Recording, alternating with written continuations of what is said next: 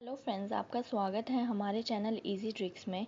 आज हम बात करेंगे प्रॉस्पेक्टस के बारे में और उससे रिलेटेड सभी इम्पॉर्टेंट टॉपिक्स के बारे में, जैसे कि प्रॉस्पेक्टस क्या होता है, प्रॉस्पेक्टस डिज़ाइन करते टाइम हमें किन बातों को ध्यान रखना चाहिए, इम्पॉर्टेंट मैटर्स जो उसमें डिस्क्लोज़ करना ज़रूरी है, प्रॉस्पेक्टस इशू करने के लिए हमें जो प्रोसीजर फॉलो करना है, प्रॉस्पेक्टस कितने टाइप का होता है, और अगर प्रॉस्पेक्टस में कोई मिस स्टेटमेंट हो तो उसके लिए कौन लायबल होगा और इस मिस स्टेटमेंट के लिए कितना फ़ाइन और पनिशमेंट होगी।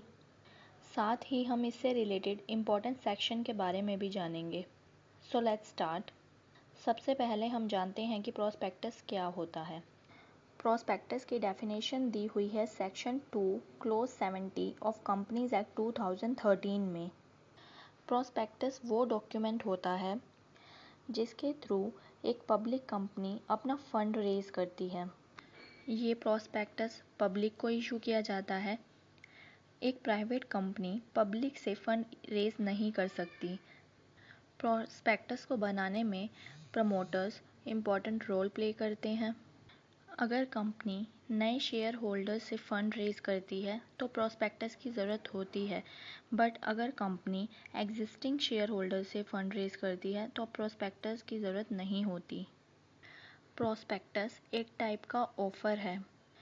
ये ऑफ़र एक जनरल ऑफ़र नहीं होता। As per the Indian Contract Act, prospectus is an invitation to an offer. अब हम जानेंगे कि प्रॉस्पेक्टस बनाते टाइम वो कौन से मैटर्स हैं जो उसमें डिस्क्लोज़ करने होते हैं। Under section 26 of Companies Act 2013, prospectus में कंपनी की सभी फाइनेंशियल इंफॉर्मेशंस होनी चाहिए। ये इंफॉर्मेशंस सेबी यानी security and exchange board of India और सेंट्रल गवर्नमेंट स्पेसिफाई करती है। नेक्स्ट, इसमें कंपनी का नाम और कंपनी के रजिस्टर्ड ऑफिस का एड्रेस होना चाहिए। साथ ही इसमें कंपनी सेक्रेटरी, सीएफओ यानी chief financial officer, auditors, legal advisers, bankers और ट्रस्टी, इनके नाम और एड्रेस भी होने चाहिए। नेक्स्ट, इसमें जो शेयर्स इशू किए जा रहे हैं इस प्रॉस्पेक्टस के थ्रू, उनकी opening and closing date of issue होनी चाहिए। नेक्स्ट, इसमें बोर्ड या बोर्ड के द्वारा ऑथोराइज़ की गई कमिटी इसमें एक डिक्लेरेशन देती है कि जैसे ही इशू किए गए शेयर्स का क्लोज़र होगा उसके 15 दिन में या उससे भी कम टाइम जो सेबी के द्वारा स्पेसिफाई किया गया हो, जिन्हें शेयर्स अलॉट किए गए होंगे उन्हें अलॉटमेंट लेटर, और जिन्हें शेयर्स अलॉट नहीं किए गए होंगे उन्हें मनी रिफ़ंड कर दी जाएगी। प्रॉस्पेक्टस में बोर्ड ऑफ डायरेक्टर्स के द्वारा ये एक तरह का डिक्लेरेशन होता है कि जिन शेयर होल्डर्स को शेयर अलॉट किए गए होंगे उन्हें अलॉटमेंट लेटर्स दिया जाएगा और बाकी शेयर्स पर एप्लीकेशन मनी रिफ़ंड कर दी जाएगी। प्रॉस्पेक्टस में बोर्ड ऑफ डायरेक्टर्स को एक सेपरेट बैंक अकाउंट की डिटेल देनी होती है। नेक्स्ट, इसमें प्रॉस्पेक्टस इशू करके शेयर्स अलॉट किए गए हैं तो उनसे रिसीव मनी जो यूटिलाइज हुई है उनकी डिटेल भी देनी होती है, और उस अलॉटमेंट से रिसीव्ड मनी जो अभी अनयूटिलाइज्ड है उसकी भी डिटेल देनी होती है कि उसमें कितना अमाउंट है। प्रॉस्पेक्टस में अंडर राइटर्स की डिटेल भी देनी होती है और जो अमाउंट अंडर रिटन किया गया हो उस अमाउंट की डिटेल भी देनी होती है। प्रॉस्पेक्टस में trustees, advocates, merchant bankers, registrar, landers और एक्सपर्ट्स की मंजूरी भी होनी चाहिए। इसमें वो रिजोल्यूशन भी अटैच होना चाहिए जिसके पास होने पर प्रॉस्पेक्टस इशू किया जा रहा है। इसमें जो कंपनी प्रॉस्पेक्टस इशू कर रही है उस कंपनी का कैपिटल स्ट्रक्चर भी डिटेल में अवेलेबल होना चाहिए, लाइक कंपनी की equity capital, preference capital, company ने जो इससे पहले लोन लिया हो उसका अमाउंट और उस लोन की डिटेल, कंपनी के सभी रिजर्व्स के बारे में डिटेल्स होनी चाहिए, कंपनी के लोन्स एंड बॉन्ड्स की डिटेल होनी चाहिए, कंपनी ने इससे पहले जितने भी प्रॉस्पेक्टस इशू किए हैं उसमें जितने भी शेयर्स अलॉट किए गए हैं उन सब की डिटेल अवेलेबल होनी चाहिए, शेयर्स के टाइप, डिबेंचर्स के टाइप और उनके amount, rate of interest on debentures, rate of dividend on preference shares, ये सभी डिटेल प्रॉस्पेक्टस में अवेलेबल होनी चाहिए। कंपनी ने जो भी शेयर्स और डिबेंचर्स इशू किए हुए हैं उनका रिडम्पशन अमाउंट और डेट ऑफ रिडम्पशन भी अवेलेबल होनी चाहिए।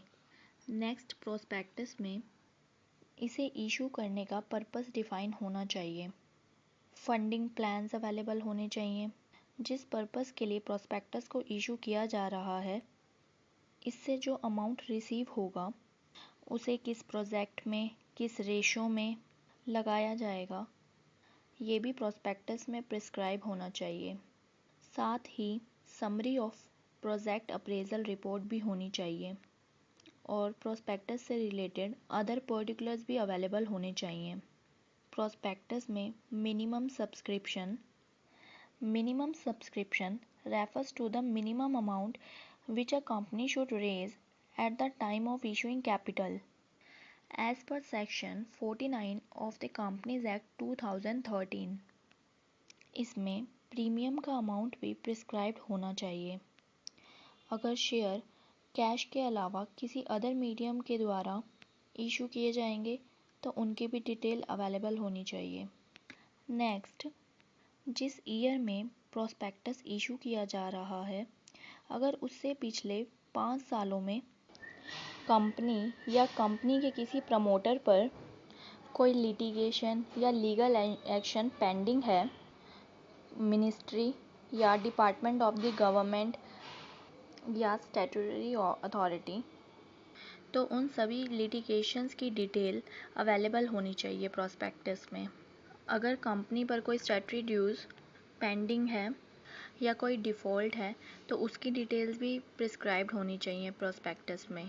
ड्यूज़ like non payment of TDS, GST, service tax etcetera. Next, prospectus में सभी डायरेक्टर्स की डिटेल्स भी प्रिस्क्राइब्ड होनी चाहिए। डायरेक्टर्स के अपॉइंटमेंट की डिटेल, उनका रेम्यूनरेशन, डायरेक्टर्स की कंपनी में share holding related details and their interest in the company, ये सभी प्रिस्क्राइब्ड होनी चाहिए। प्रमोटर्स ने कंपनी में जो भी कंट्रीब्यूशन किया है उनके सोर्स का डिस्क्लोज़र भी होना चाहिए। इन अदर वर्ड्स, प्रमोटर्स के पास वो अमाउंट कहाँ से रिसीव हुआ जो उन्होंने कंपनी में कंट्रीब्यूट किया है, उनकी डिटेल्स प्रोस्पेक्टस में प्रिस्क्राइब्ड होनी चाहिए। ये सभी मैटर्स प्रोस्पेक्टस में मैंडेटरी प्रिस्क्राइब्ड होने चाहिए। प्रोस्पेक्टस में कंपनी से रिलेटेड कोई भी इंफॉर्मेशन छुपाई नहीं जानी चाहिए और जो भी इंफॉर्मेशन प्रोस्पेक्टस में हो वो भी सही होनी चाहिए। अदरवाइज़ इसके लिए कंपनीज एक्ट 2013 में प्रोविज़न है कि जो भी मिस स्टेटमेंट होगी उसके लिए कंपनी और उसके ऑफिसर्स लायबल होंगे। नेक्स्ट, अब हम बात करेंगे प्रोस्पेक्टस को इशू करने के लिए जो प्रोसीजर फॉलो करना होगा। सबसे पहले एक ड्राफ्ट प्रोस्पेक्टस बनाकर SEBI, stock exchange and ROC में फाइल करना होगा। Opening of subscription list and offer से 7 दिन पहले कंपनी को आरओसी में एक रेड हियरिंग प्रोस्पेक्टस इशू करने से पहले उसकी एक कॉपी सभी डायरेक्टर्स और प्रपोज्ड डायरेक्टर्स साइन करेंगे और फिर उसे आरओसी में फाइल कर देंगे। प्रोस्पेक्टस आरओसी में फाइल करने के बाद ही पब्लिक को इशू किया जाएगा। अब हम बात करेंगे उन डॉक्यूमेंट्स की जो प्रोस्पेक्टस के साथ अटैच होने चाहिए। फर्स्ट, एक एक्सपर्ट का रिटन कंसेंट लिया जाएगा प्रोस्पेक्टस के लिए। सेकंड डॉक्यूमेंट जो इसके साथ अटैच होना चाहिए वो है managing directors and other officers के अपॉइंटमेंट कॉन्ट्रैक्ट्स। इन डॉक्यूमेंट्स को भी प्रोस्पेक्टस के साथ आरओसी में फाइल करना होता है। थर्ड डॉक्यूमेंट, अगर कंपनी के ऑडिटर या अकाउंटेंट ने कंपनी के अकाउंट्स यानी बुक ऑफ अकाउंट्स में जो एडजस्टमेंट की हैं वो डॉक्यूमेंट्स भी आरओसी में फाइल होंगे। इसके साथ भी इन एडजस्टमेंट्स के रीजंस भी फाइल करने होंगे। नेक्स्ट डॉक्यूमेंट होगा जो शेयर्स या डिबेंचर्स कंपनी इशू कर रही है जिसके लिए प्रोस्पेक्टस बनाया जा रहा है, उन शेयर्स या डिबेंचर्स के लिए को अप्लाई करने के लिए पब्लिक जो एप्लीकेशन फाइल करेगी उस एप्लीकेशन की एक कॉपी भी प्रोस्पेक्टस के साथ आरओसी में फाइल करनी होती है। प्रोस्पेक्टस में जिन ऑडिटर्स, सॉलिसिटर्स, बैंकर्स और ब्रोकर्स के नाम हैं उन सभी पर्सन्स का रिटन कंसेंट भी प्रोस्पेक्टस के साथ आरओसी में फाइल करना होगा। ये सभी वो डॉक्यूमेंट्स हैं जो आरओसी को प्रोस्पेक्टस के साथ अटैच करके फाइल करने होते हैं। रजिस्ट्रेशन के लिए प्रोस्पेक्टस की एक कॉपी रजिस्ट्रार को देनी होती है। आरओसी में वो सभी डॉक्यूमेंट्स फाइल करने होते हैं जो भी प्रोस्पेक्टस को वेरीफाई करने के लिए सपोर्टिंग डॉक्यूमेंट्स चाहिए होते हैं। प्रोस्पेक्टस की एक कॉपी रजिस्ट्रार ऑफ कंपनी को फाइल करनी होती है। According to section 26 of the Companies Act 2013, prospectus को जब रजिस्ट्रेशन के लिए भेजा जाता है उसके बाद से 90 डेज से ज़्यादा प्रोस्पेक्टस को इशू नहीं कर सकते। अगर ऊपर बताए गए किसी भी प्रोविज़न का कॉन्ट्रावेंशन किया जाता है तो कंपनी और उसके सभी ऑफिसर्स जो इसमें इन्वॉल्व हैं वो सभी पनिशेबल होंगे। अब हम बात करेंगे प्रोस्पेक्टस के टाइप्स के बारे में। प्रोस्पेक्टस 4 टाइप के होते हैं। Shelf prospectus under section 31, red herring prospectus under section 32, abridged prospectus as per section 2 clause 1 and section 33। Next है deemed prospectus as per section 25 clause 1। सबसे पहले बात करते हैं शेल्फ प्रोस्पेक्टस के बारे में। As per section 31 of the Companies Act 2013, इस प्रोस्पेक्टस को बनाने के बाद कंपनी एक या एक से ज़्यादा बार इसी प्रोस्पेक्टस का यूज़ करते हुए शेयर्स या डिबेंचर्स इशू कर सकती है, लेकिन इस प्रोस्पेक्टस का यूज़ मैक्सिमम 1 साल तक ही किया जा सकता है और जिस सिक्योरिटी को इशू करने के लिए इसका यूज़ किया जा रहा है वो सेम सिक्योरिटी होनी चाहिए। फॉर एग्ज़ाम्पल, इस प्रोस्पेक्टस का यूज़ करते हुए हम फर्स्ट टाइम शेयर्स और सेकंड टाइम डिबेंचर्स इशू नहीं कर सकते। Means class of security her bar same होनी चाहिए। इसमें बेनिफिट ये है कि कंपनी को 1 साल में सेम सिक्योरिटी इशू करने के लिए एक से ज़्यादा प्रोस्पेक्टस बनाने की ज़रूरत नहीं है, लेकिन इसे वही कंपनी इशू कर सकती है जो सेबी ने प्रिस्क्राइब की हैं। अब हम जानते हैं कि वो कौन सी कंपनीज और इंस्टीट्यूशंस हैं जो शेल्फ प्रोस्पेक्टस इशू कर सकते हैं। ये हैं public financial institutions, scheduled bank, infrastructure date funds, non banking financial companies and other NBFCs means non banking financial companies. ये सभी इंस्टीट्यूशंस शेल्फ प्रोस्पेक्टस का यूज़ कर सकती हैं और 1 साल में एक से ज़्यादा बार इस प्रोस्पेक्टस का यूज़ करते हुए अपनी सिक्योरिटी इशू कर सकती हैं। बट ये security non convertible debt security होनी चाहिए, ऐसा सेबी के एक सर्कुलर में दिया गया है। अब हम बात करते हैं नेक्स्ट टाइप ऑफ प्रोस्पेक्टस की, जो है red herring prospectus as per section 32 of Companies Act 2013। Red herring prospectus वो प्रोस्पेक्टस होता है मेंशन नहीं होती, वो 2 डिटेल्स होती हैं। First one is quantum and second is price. ये 2 डिटेल्स रेड हियरिंग प्रोस्पेक्टस में गिवन नहीं होती। Quantum stands for quality of shares. Company कितने शेयर्स ऑफर करने वाली है ये डिटेल इस प्रोस्पेक्टस में नहीं होती। कंपनी किस प्राइस पर शेयर इशू करने वाली है ये इंफॉर्मेशन भी इस प्रोस्पेक्टस में नहीं दी होती। रेड हेयरिंग प्रोस्पेक्टस का यूज़ बुक बिल्डिंग मेथड पर किया जाता है। इसे हम प्राइस डिस्कवरी मेथड भी कहते हैं। ओपन होने से 3 दिन पहले ही रेड हेयरिंग प्रोस्पेक्टस को रजिस्ट्रार ऑफ कंपनी के पास फाइल करना होता है। रेड हेयरिंग प्रोस्पेक्टस पर भी वही सेम ऑब्लाइजेशन एप्लीकेबल होती है जैसी कि किसी अदर प्रोस्पेक्टस पर। नेक्स्ट हम बात करेंगे एब्रिज्ड प्रोस्पेक्टस की। As per section 2 clause 1 and section 33 of Companies Act 2013, ये एक समरी प्रोस्पेक्टस होता है। कंपनी का प्रोस्पेक्टस अराउंड 300 to 500 पेजेस का होता है जो कंपनी सेबी के पास फाइल करती है, और एब्रिज्ड प्रोस्पेक्टस उस प्रोस्पेक्टस की एक समरी होती है जिससे इन्वेस्टर्स जब कंपनी के शेयर्स में इन्वेस्ट करें तो वो एब्रिज्ड प्रोस्पेक्टस को पहले देख लें। तो इसे हम एक समरी ऑफ अ प्रोस्पेक्टस कहते हैं। सेक्शन 33 ऑफ कंपनीज एक्ट 2013 भी एब्रिज्ड प्रोस्पेक्टस के लिए ही है। इस सेक्शन में ये बताया गया है कि कंपनी जब अपने शेयर एप्लीकेशन फॉर्म को इशू करेगी तो वो बिना एब्रिज्ड प्रोस्पेक्टस के इशू नहीं कर सकती, क्योंकि जब एक इन्वेस्टर कंपनी के शेयर्स के लिए अप्लाई कर रहा है और एप्लीकेशन फॉर्म फिल कर रहा है तो वो एक बार एब्रिज्ड प्रोस्पेक्टस पढ़कर कंपनी के एप्लीकेशन फॉर्म को फिल करे। ये प्रोस्पेक्टस एप्लीकेशन फॉर्म के साथ अटैच्ड होता है।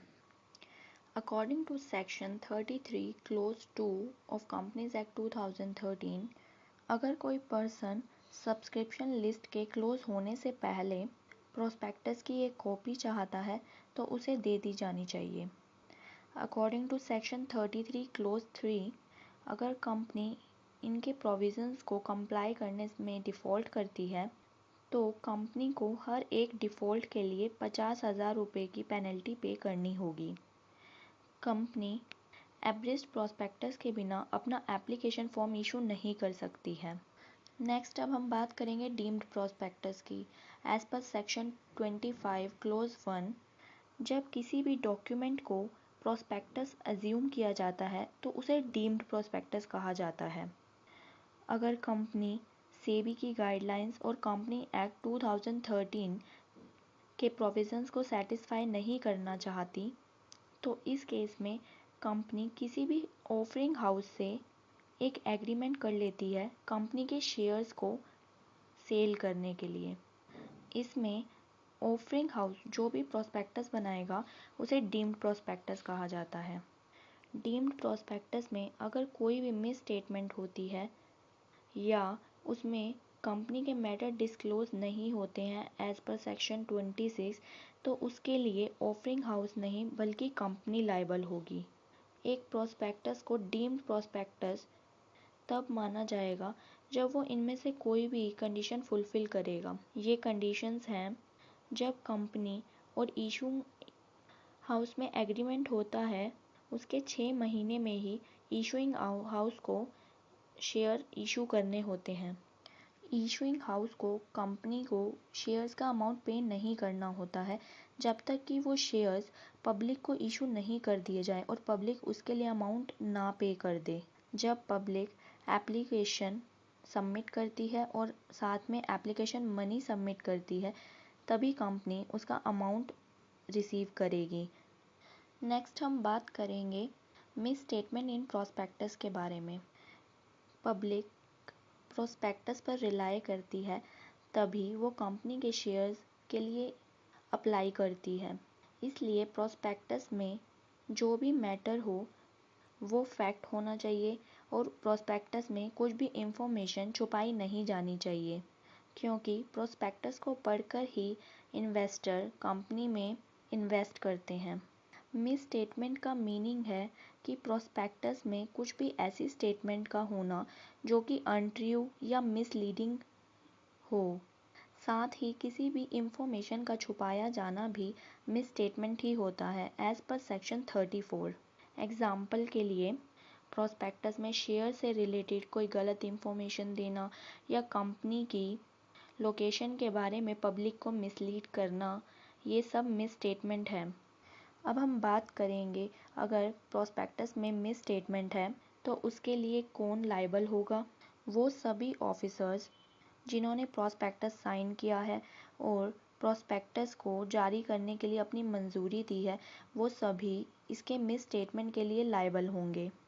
साथ ही कंपनी की मैनेजमेंट जो कंपनी को संभाल रही है, वो भी मिस स्टेटमेंट के लिए लायबल होगी if they have signed the prospectus and had consent for the same.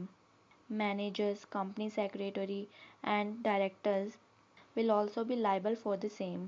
Prospectus पर सिर्फ साइन कर देने से ही पर्सन मिस स्टेटमेंट के लिए लायबल नहीं होगा, अगर वो पर्सन ना ही किसी उस कंपनी का ऑफिसर है और ना ही उसे कोई सैलरी ड्रॉ की जा रही है कंपनी के थ्रू। अब हम मिस स्टेटमेंट से रिलेटेड एक फेमस केस के बारे में पढ़ेंगे, जो है सहारा इंडिया कमर्शियल कॉरपोरेशन लिमिटेड का केस। इस केस में कंपनी के डायरेक्टर्स कंपनी सेक्रेटरी को पावर ऑफ अटॉर्नी देकर उनके बिहाफ पर प्रोस्पेक्टस में साइन करने के लिए कहते हैं। सो कंपनी सेक्रेटरी डायरेक्टर्स के बिहाफ पर साइन करने के लिए अगर प्रॉस्पेक्टस में कोई मिस स्टेटमेंट होती है तो वो उसके लिए लायबल नहीं होगा। आई होप आपको ये वीडियो पसंद आई होगी। इस वीडियो को लाइक एंड शेयर करें और चैनल को सब्सक्राइब करें।